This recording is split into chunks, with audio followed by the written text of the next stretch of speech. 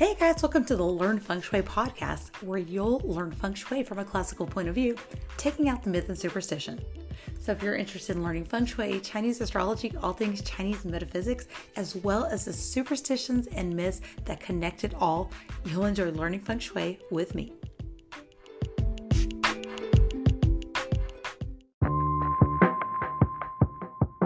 Hey guys, welcome back to the Learn Feng Shui podcast. I'm Candice Berlinga, certified Feng Shui practitioner, and of course your host for the Learn Feng Shui podcast. This week we're looking at the November energy update, November energy report. So we're going to explore what's in store for the weeks ahead and look at those key energies to be aware of. Plus, look at tips for harnessing the natural flow of the season to stay balanced and aligned, as well as healthy. Let's take a look at how November's energy can support you in your journey this month, especially with the beginning of the holiday season. I do have the newsletter up, and it covers everything we talk about here and more, including things like lucky dates, as well as how to follow these energies. Go check that out, learnfengshui.com, and it's under the blog post. All right, guys. So starting off, November 6th through the 21st does start off the month of the Wood Pig. November 6th brings in the month of the Wood Pig. In that first solar cycle of energy, known as a micro season or a seasonal node, which is a 15-day cycle of energy. We have 2 each month. That goes from November 6th through the 21st, and that is called Coming of Winter. It does signify the end of the harvest season and the beginning of the colder months. In Feng Shui, it is time to start conserving energy and preparing for the winter ahead. And that is symbolized by introspection and rest. In Chinese medicine, of course, it does emphasize taking care of your kidneys and eating warming foods to strengthen your body for the winter. For the next 15-day solar cycle of energy, minor snow, that is November 21st through December 7th or so. This cycle marks the time where the temperature drops even more, and maybe we see some snowfall in some areas, and it's not really heavy yet. So maybe just a little light frosting of the ground. It is a good time, of course, for reflection and making way for new ideas for the coming year. So in Feng Shui, you might want to focus on like decluttering and letting go of things that no longer serve you, and preparing for the quiet winter season where you do things like going to bed early, some indoor cycling or some light walking, a warm bath soak with some Epsom salt, or even things like reflective journaling or planning as a nice introspective thing you can do this month here. And of course, foods you can eat, foods that are high in iron. We want to protect our kidney health. Seasonal vegetables like cabbage and bok choy help with your digestion, of course, and adding much needed minerals. And I do believe the dark green vegetables are higher in iron. Of course, for warming spices, you could do things like cinnamon, cloves. Looking here at the November newsletter, weather-wise, La Nina weather trend does suggest warmer weather in the south, while the northern states may experience that colder temperature. And of course, if it was warm for you on November 1st, you may experience another warm front there. So it's really not unusual for November, pretty, standard for this time of year, especially here in the south.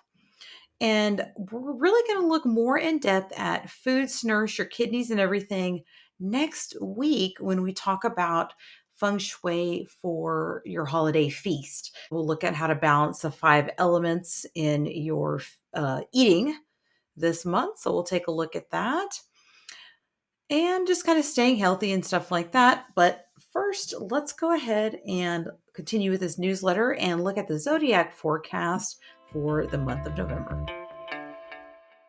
Well, looking at the Zodiac Forecast for the month, remember there's only certain Zodiac signs that the energy will really impact.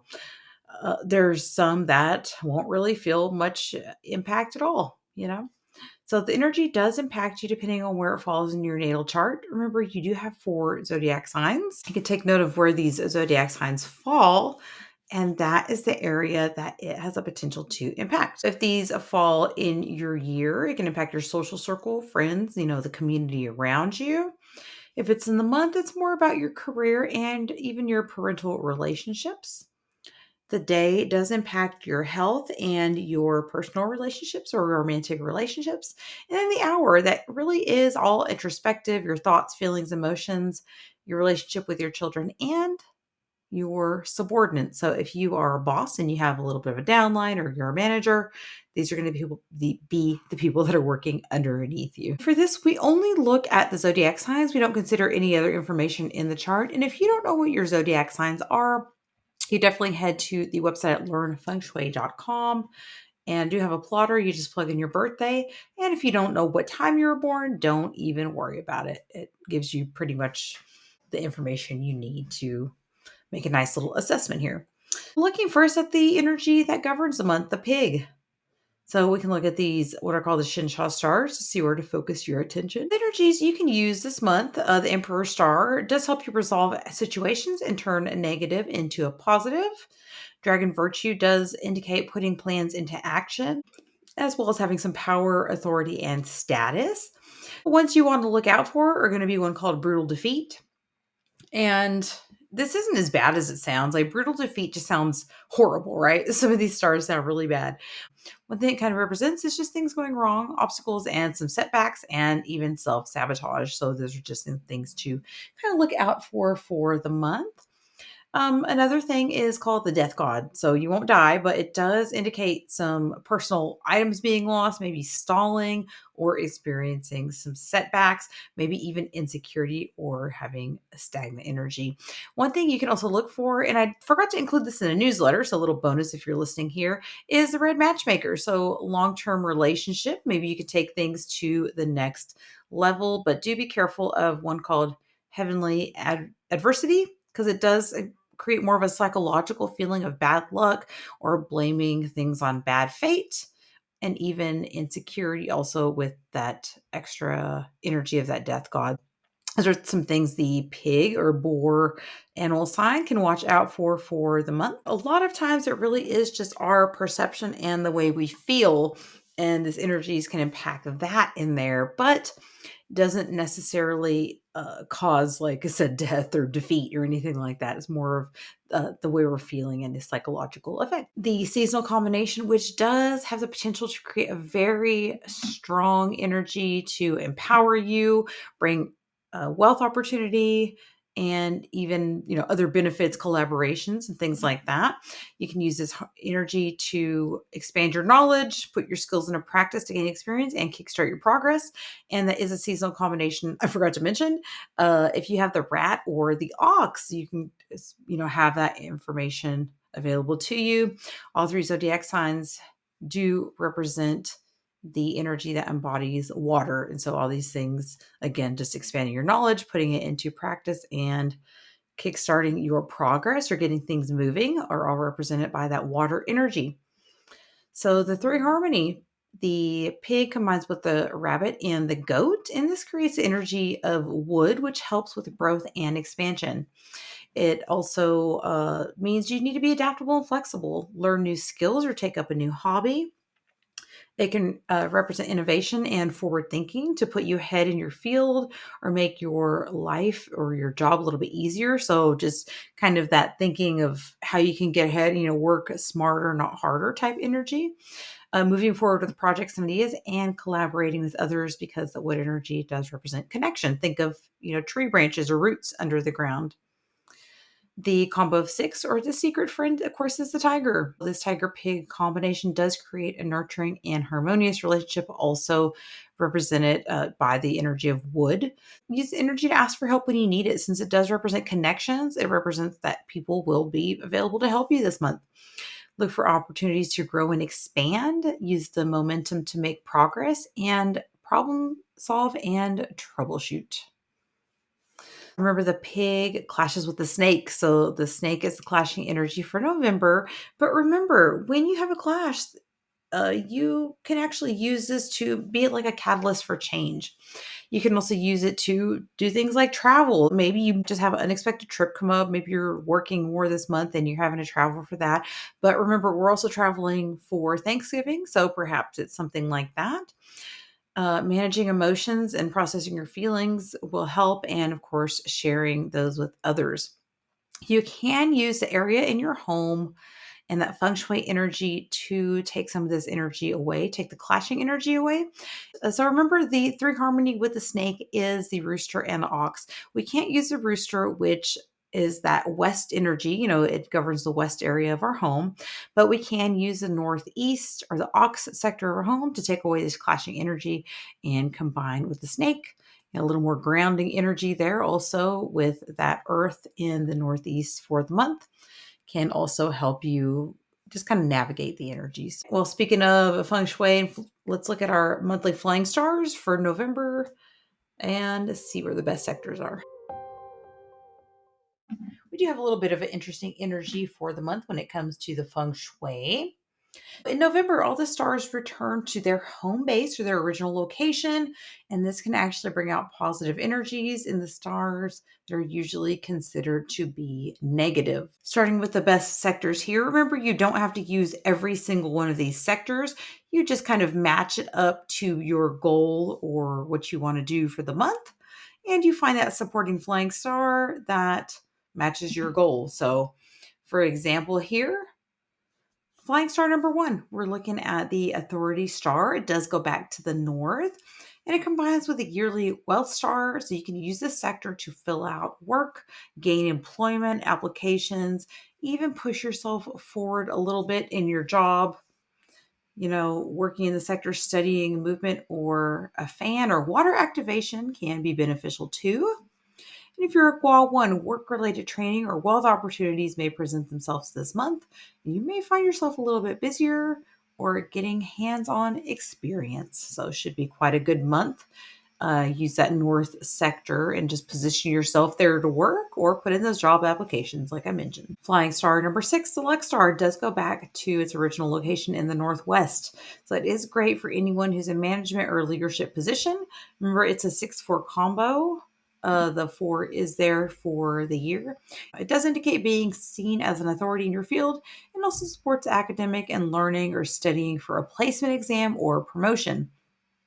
So you can definitely use energy to study in all year, really. But this month, if you need a boost or if you're studying again for something that takes you to upper management position, something like that, you can use that. And you can just enhance it by working in the sector, fan activation, or of course, a movement in the area. And if you're a Gua 6, taking care of your mental health, you may feel a little bit of pressure being the person everyone relies on. So don't forget to ask for help when needed. The star everybody likes is next. Flying star number 8 does go to the northeast. And of course, that's called the wealth star. Star number 8 combining with the yearly star 6 can bring authority and money opportunity. Usually this means stepping up to responsibility. So again, being busy doesn't always mean you make more money. Do be careful that you do get compensated for your time. Sometimes it does mean putting more hours in at work, especially if you are a management position or a leadership position. So you can enhance it by just working in the sector, obviously just using it. Of course, fan activation works also. Gua 8, the star 8, of course, represents old-fashioned hard work, slow and steady gains. So keep pushing through and try to wrap up any holiday workload so you can enjoy some time off. That would be my advice to the Gua 8. Flying star number 9, spiritual and happiness star, goes back to the south. And so when it goes back home here, it does actually clash with the metal for the yearly energy, which is the star 7. So you don't really need to do much to enhance the sector, but the added fire energy can just help add some joy and inspiration for the month. You don't really need to enhance it. I wouldn't put an activation there or honestly spend too much time here. But the thing is, you don't really have to worry too much about it. Don't activate it. You can kind of just ignore this area here. But if you are a Gua 9, mother-daughter relationships can be tense with this energy. So try and let go a little bit and do some emotional work if needed, especially around these holidays.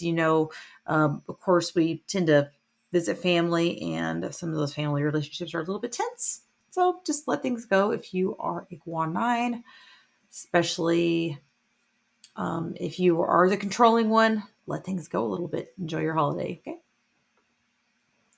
The challenging sectors for the month, areas we're going to need to cure. And when we talk about cure, we're really just talking about putting a saltwater cure up. If you have a traditional cure you'd like to use, a charm with 6 coins, other various adjustments. You can use your favorite cures. Some of them include like the Wooloo gourds or just different little statues. Go ahead and use those. I don't put everything because there is many you can use. I personally don't use too much other than putting a little bit of metal or a saltwater cure in the areas that we spend the most time in. We don't have to overdo it and put the cure everywhere.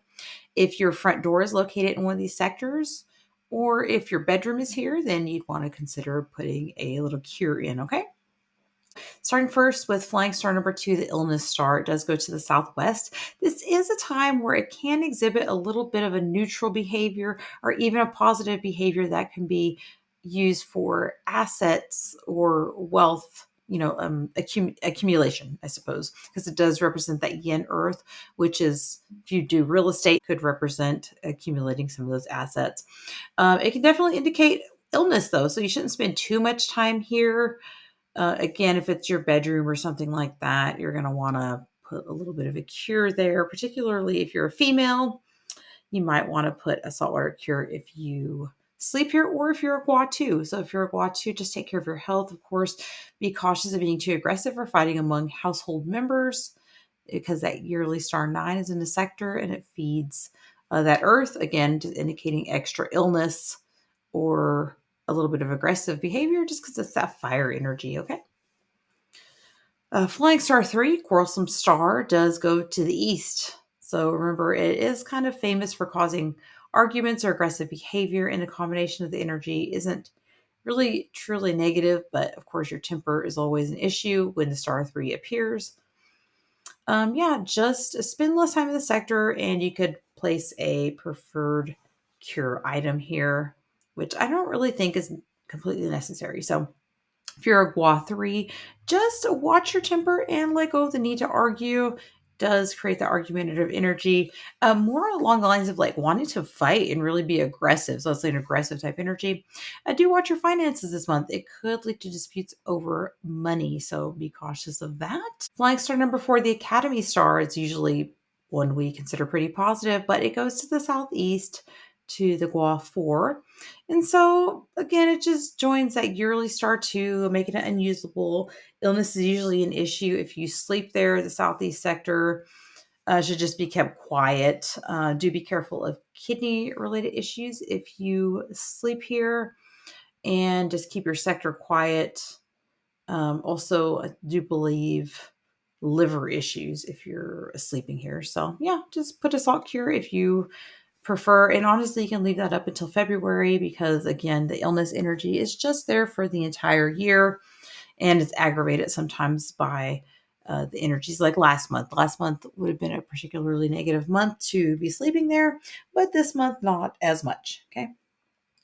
Flying star number 5, called the disaster star, does go to the center. This is a time where it's actually considered to be trapped when it returns here. So it's said to exhibit more positive effects when it, quote unquote, kind of returns home. So to me, it just seems like we might get a little bit of a break or reprieve from some of the harsher or more challenging energies that we have faced this year. So we'll just see how the month goes, kind of sets the tone. And that 5 star is sometimes called the Emperor star. So not really particularly negative. I've heard it compared to before a volcano. It is an earth energy. But remember, a volcano can be very destructive. It can completely destroy anything in its path. But when that lava cools, it's some of the most fertile ground on earth. Kind of take that as you will and just realize that not everything is good, hard, bad. We'll just kind of see where the energy takes us for the month, I guess. Flying star number 7, legal and dispute star in the west. So it does join the yearly 5-star, indicating some skin-related illnesses like cold sores, eczema. It can also mean respiratory issues like asthma and upper respiratory viruses. So do be cautious of that for the month. Wear your masks if you're having a resurgence of those upper respiratory viruses. You might want to consider covering up there. Just mitigate it by putting a saltwater cure or preferred item if your bedroom's here, and of course keeping that sector quiet for the rest of the year. In addition, Gua 7, just kind of same thing I talked about a minute ago. Just be careful also of gossiping and rumors. So that can be something added to the Gua 7s in addition to the illnesses that I mentioned previously. And of course, no renovation sectors for the month here. Remember, we do have some areas we don't want to dig for the year and the month. You want to avoid digging and major renovations because this can trigger an energy of the earth Shaw. Okay. It does affect the earth when you dig or renovate. And of course, for the month here, we're just looking at the monthly Grand Duke area, which is the pig. That's the northwest. And right across from it there is the month breaker, the Soi Po, and of course, also the disaster Shaw and the five tiger Shaw for the year in the southeast. So we're definitely going to avoid renovations in the southeast. And of course, just for the year, the south, the southwest, um, are the areas we want to avoid. And the five yellow flying star does stay, of course, in that west sector for the rest of the year. So we're going to avoid renovations there. Remember, some of these energies can be mitigated and it'll be quite fine to renovate, but you have to use date selection that is specific to your home, and that is best done when you consult a feng shui professional that does date and time selection for renovations. I do that. If you need some help, just shoot me a message. And of course, all this information is available on the newsletter and even more. I do a Daymaster forecast.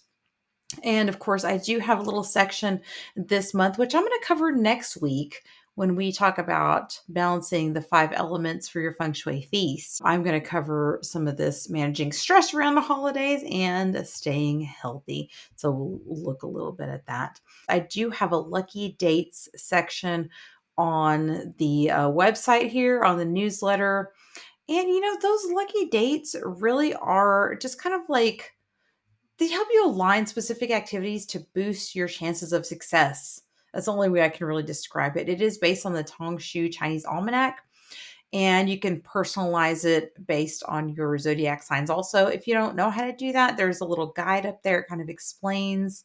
But honestly, just picking dates that align with the activities to give you a boost are super helpful. And I do cover things like business and finance, home and feng shui adjustments, health, social relationships, and education and personal growth. There's dates for everything on there.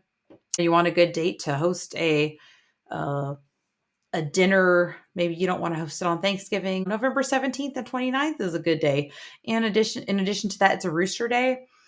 So the rooster energy really is about being social and having fun. That relationship type energy is about talking and communication. And the open day is good for like a housewarming party or opening your home to others. You want to have a date where you celebrate your holidays, heck, pick an open day, right? So it can kind of help guide you that way. It has different dates in there that support whatever activity you want to do for the month. Well, thanks for joining me for this November energy update. So, to kind of recap here, remember the importance of embracing the season's slower, reflective pace is very supported right now. It is time to kind of focus on grounding yourself and reconnecting with your goals and just kind of relaxing and unwinding as we approach the year's end. Make the most of November's supportive energy by really making time for rest, nurturing your home environment, and strengthening those relationships that lift you up. Just stay mindful of these themes as you move through the month. Next week, we're going to be talking about how to kind of feng shui your Thanksgiving with foods. We'll be balancing the five elements here for your Thanksgiving feast.